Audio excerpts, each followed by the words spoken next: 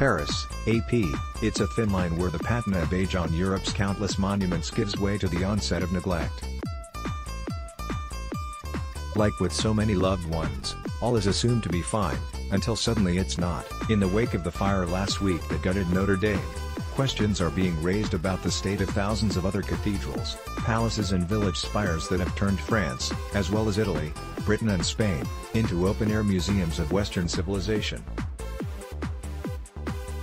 If even an iconic building like Notre Dame could not be protected from devastation, if such a potent symbol of France had to scramble for maintenance funds, it lays bare a culture of apathy that can undermine a shared history as well as the multi-billion-dollar tourism industry upon which much of Europe depends.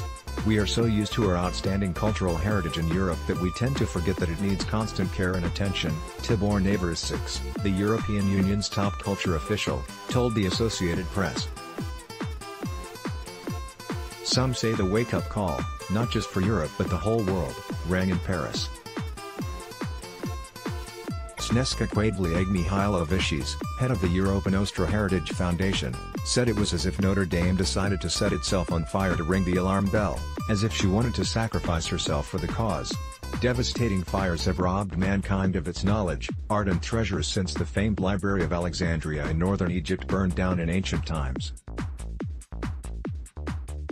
Prior to Notre Dame, the last global warning came when Brazil's Museu Nacional in Rio de Janeiro, one of the most important cultural institutions in South America, burned down in September. Unfortunately, the fire in Notre Dame is just one of many examples, said Navracsics. Experts look at the near-endless list of fires at historical sites in Europe and wonder why officials so often don't learn before it's too late. Data on such fires is limited, because monuments are so varied. Some were accidents, others arson.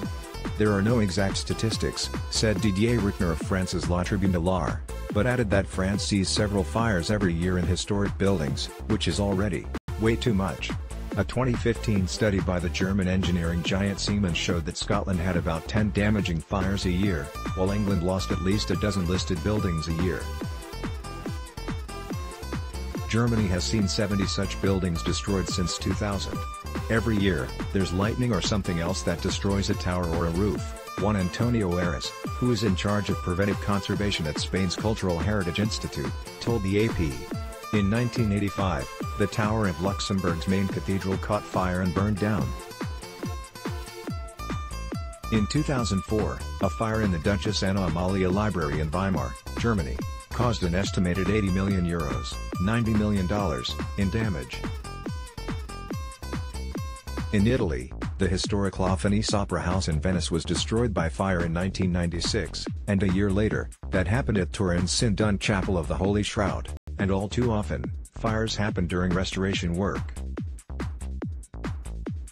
The Glasgow School of Art's Mackintosh building was gutted by fire last year for the second time in 4 years as it neared the end of a multi-million-pound restoration project. In Spain, the Gran Teatre del Liceu, Barcelona's opera house, was destroyed almost entirely in 1994 by a fire caused by spark that fell on a curtain during routine repair work.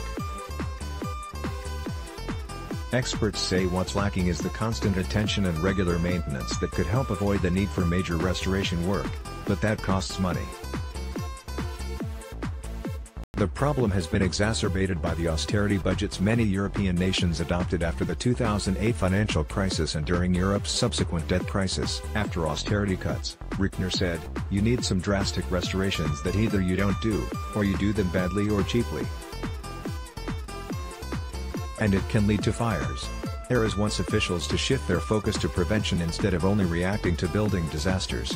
Reparation or restoration should be seen as the failure in conservation, he said. We would be spending money in maintenance but we will be minimizing potential future damages. Navracsics echoed that thought. We should never forget that there's also a cost to non-action, a lack of maintenance or a lack of prevention, he said. The problem is that prevention is practically invisible but grand restorations can be a boon for the politicians cutting the ribbons.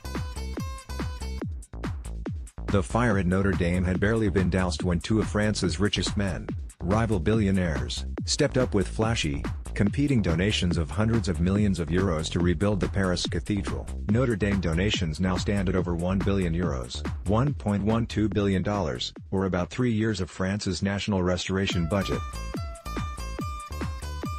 This massive outpouring of donations grates on those who have begged for years for a few thousand euros to restore a local but valuable monument. You have seen that. Now, the money is not the problem, said Quadrilague Mihailovicis. There is a lesson. Could we not invest smaller amounts, and not just for the biggest and the most iconic monuments?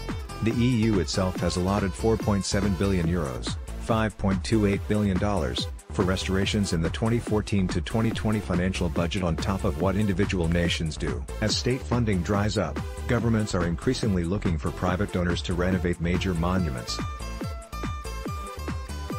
In Italy in recent years, Tod's luxury shoe sponsored the Colosseum facelift, while the Fendi fashion house helped the Trevi Fountain and Roman diesel-backed improvements for the Rialto Bridge in Venice.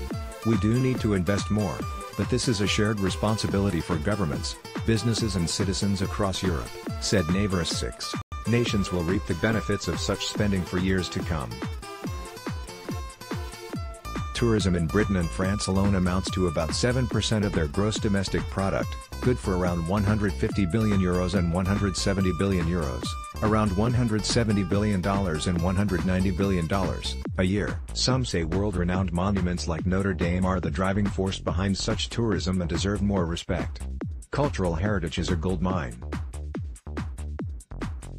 You cannot exploit it and then just leave the mine and go to another one. It is something you really have to cherish, said Quadrilague Mihailovicis. _Arts Para in Madrid.